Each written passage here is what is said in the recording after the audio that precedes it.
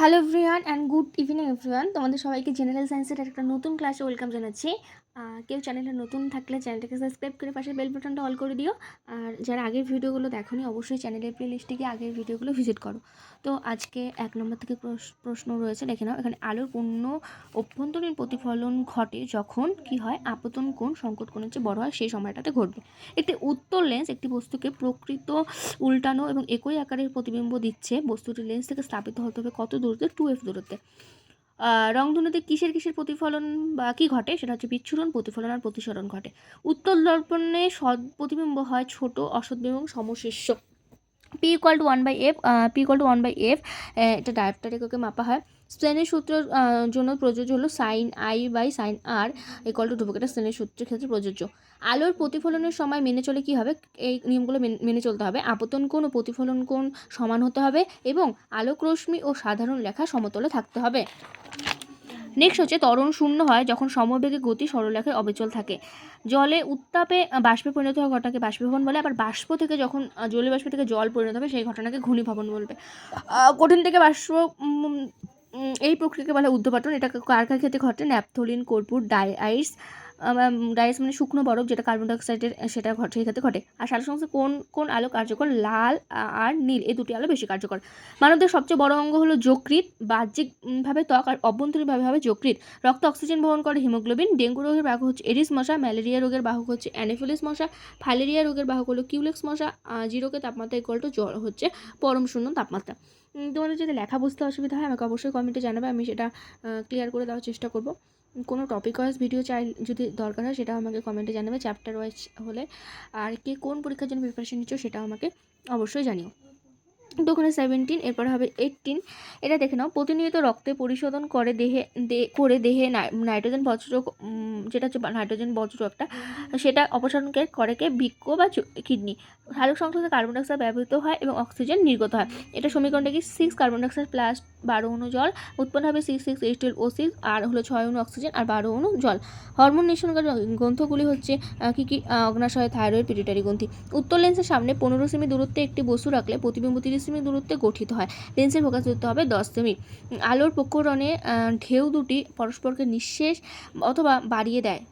নিঃশেষ মানে শেষ হবে না যে দূরত্বটা, সেরকম করে দেয়। এই ঘটনা কি বলে? ব্যতিচার বলে। আলোর ব্যতিচার ধর্ম একটা, সেই ঘটনাকে আলোর ব্যতিচার বলা হয়। আর এই ব্যতিচার ধর্মের মাধ্যমে আমরা কি বুঝতে পারি? আলো একটা হলো তরঙ্গ। এবার ভ্যাকসিনেশনের আবিষ্কারক হচ্ছে এডওয়ার্ড জেনার। প্রথম হচ্ছে কি একটা ভ্যাকসিন শব্দটি ভ্যাকসিন এরকম একটা শব্দ থেকে এসেছে। তো 24, এরপরে হচ্ছে 25। তোমাদের ভিডিওগুলো কেমন লাগে সেটা অবশ্যই আমাকে কমেন্টে জানিও। তো এবার 25 হচ্ছে জলের ফুটন্ত তাপমাত্রা পাহাড়ে কমে যায় কারণ চাপ কম হয়। নিউটনে আবিষ্কার জেমস চ্যাডউইক। আর প্রোটনকে আবিষ্কার করে সেটা হচ্ছে রাদারফোর্ড। আর ইলেকট্রন হচ্ছে জে থমসন। আলোর তড়িৎ ক্রিয়ার আবিষ্কারক হচ্ছে অ্যালবার্ট আইনস্টাইন। সবচেয়ে হালকা গ্যাস হলো হাইড্রোজেন। গ্যাস জৈব সার উৎপাদনে গুরুত্বপূর্ণ। CH4 মানে হলো মিথেন গ্যাস। অন্ধকারে দেখতে সক্ষম কারণ এটি অতি সনক তরঙ্গ ব্যবহার করে, কারণ হচ্ছে বাদুড়। তারপর ফ্রিজের শীতলীকরণে ব্যবহৃত হয় অ্যামোনিয়া গ্যাস। আরবিসি তৈরি হয় অস্থিমজ্জায়, আরবিসি ধ্বংস হয় প্লীহায়। এরপর হচ্ছে ড্যাশ ধাতু তাপ এবং তড়িতের পরিমাপ করে, এটা হচ্ছে রূপা ধাতু, কারণ রূপা ধাতু রোধ কম। আমি এখন খেলবো না। কার্বন ডাইঅক্সাইড প্লাস জল, এটা উৎপন্ন করে কার্বনিক অ্যাসিড H2CO3।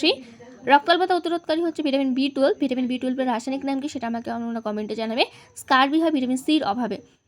আর ভিটামিন সি কোন কোন খাবারে আমরা পাই বা ভিটামিন সির উৎস কি সেটা কমেন্টে জানাবে। তারপর অস্থি ও দাঁতের প্রধান উপাদান হচ্ছে ক্যালসিয়াম ফসফেট। ড্যাশ উদ্ভিদ মাটি ছাড়া বেঁচে থাকতে পারে? হাইড্রোপনিক্স উদ্ভিদ। টাইফয়েড হয় কোথায়, কোন অঙ্গে, শরীরে? সেটা অন্ত্রে। জলীয় বাষ্প থেকে জল এই রূপান্তরিত হওয়ার ঘটনাকে বলা হয় ঘনীভবন, যেই প্রক্রিয়া শিশির তৈরি হয়। শ্বেত কাগজকে হলুদে পরিণত করে ক্লোরিন। হাইপারমেট্রোপিয়া রোগে কি ব্যাহত হয়? নিকট দৃষ্টি বা কাছের দৃষ্টি ব্যাহত হয়। তামা বা কপার ধাতু শিখায় সবুজ রং দেখায়। এটা হচ্ছে একটা ফ্লেম টেস্ট। এই প্রক্রিয়া তামা বা কপার ধাতু শিখায় সবুজ রং দেখায়। এরপর হচ্ছে পরমাণুর কেন্দ্রে ড্যাশ শক্তি প্রোটন ও নিউট্রনকে একসাথে ধরে রাখে, সেটা হলো নিউক্লিয় শক্তি। শীতকালে অতিরিক্ত কুয়াশা দেখা যায় কারণ ঠান্ডা বাতাসে জলীয় বাষ্প অতি দ্রুত ঘনীভূত হয়। কৃত্রিম উপগ্রহ পৃথিবীর চারিদিকে নির্দিষ্ট কক্ষপথে স্থির থাকে কারণ অভিকেন্দ্র এবং কেন্দ্রাতিক বলের ভারসাম্যের জন্য। নিউটন আবিষ্কারের ফলে ড্যাশ করা সম্ভব হয়েছে, সেটা হচ্ছে পরমাণুর ব্যাখ্যা। এছাড়াও যে আমরা পরমাণুর আইসোটোপ আবিষ্কার হয় বা আইসোটোন, সেগুলো আমরা নিউটন সংখ্যার উপর ভিত্তি করেই তো করি। আইসোটোপের ক্ষেত্রে কী হয়? প্রোটন সংখ্যা সমান হয়, আইসোটোনের ক্ষেত্রে নিউটন সংখ্যা সমান হয়, আর আইসোবারের ক্ষেত্রে ভর সংখ্যা সমান হয়। তো এই ভর সংখ্যার ব্যাখ্যা দেওয়া সম্ভব হয়েছে।